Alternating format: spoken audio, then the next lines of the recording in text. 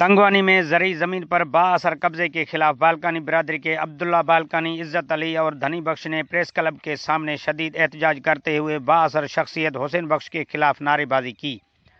مظاہرین نے کہا کہ تعلقہ انتظامیہ تنگوانی اور وڈیر حسین بخش نے مل کر ہماری زمین پر قبضہ کر کے ہمیں بے دخل کر دیا ہے، جس کی وجہ سے ہم در بدر کی زندگی گزارنے پر مجبور ہو گئے ہیں۔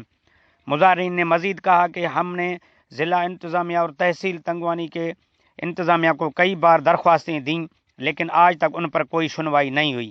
ان سے ثابت ہو رہا ہے کہ تحصیل انتظامیہ اور وڈیر حسین بخش کا آپس میں گٹھ جوڑ ہے۔ انہوں نے عدالت عظمیٰ اور حکومت سندھ سے زرعی زمین واگزار کرنے کی اپیل کی ہے۔ اگر انصاف نہ ملا تو ان پریس کلب کے سامنے ہم اپنے آپ پر پیٹرول چھڑک کر خودکشی کریں گے۔ رپورٹ چاکر علی بنگوار، تنگوانی۔